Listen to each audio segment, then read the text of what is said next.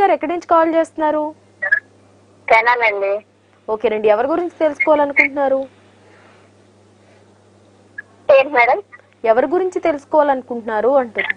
మా అబ్బాయి గురించి అండి. మీ అబ్బాయి పుట్టిన తేదీ, టైం చెప్పండి. మా అబ్బాయి మీ అబ్బాయిదేనండి, చెప్పండి. 11వ నెల అండి, 26వ తారీఖు, 1998.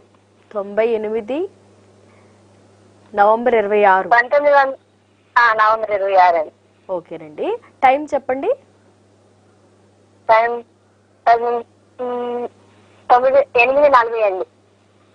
రాత్రమ్మా ఉదయమ్మా? ఉదయం అండి. ఉదయం.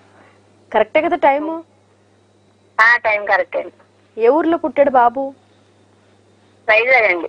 ఓకేనండి, వైజాగ్. సో మరి ఏ విషయంగా తెలుసుకోవాలనుకుంటున్నారు బాబు గురించి? ఏం లేదు మేడం గారు, ఉద్యోగం ఏది రావట్లేదు అనేసి తెలుసుకున్నాను. మాట్లాడండి, గురుగారితో మాట్లాడి మీ సందేహాన్ని తెలియచేయండి.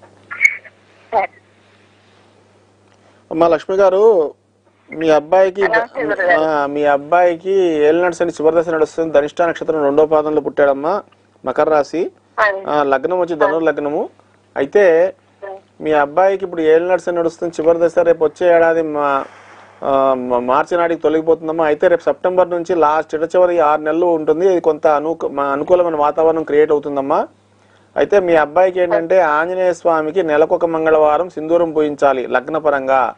ఏమ్మా, లగ్నపరంగా నెలకొక మంగళవారం ఆంజనేయ స్వామికి సింధూరం పూయించి తర్వాత నెలకొక శనివారం ఆంజనేయ స్వామి వడమాల. ఇలా చేయడం వల్ల ఏమవుతుందంటే శని నుంచి అనుగ్రహ వాతావరణం వస్తుంది. అలాగే మీ బాబు రోజు శ్రీరామ జయరామ జయ జయ రామ రామ ఈ మంత్రాన్ని విధిగా చదువుతూ ఉండాలమ్మా. అలాగే రోజుకి 108 సార్లు ఓం శ్రీ రాజమాతంగే నమః అనే మంత్రాన్ని కూడా జపిస్తూ ఉండాలి.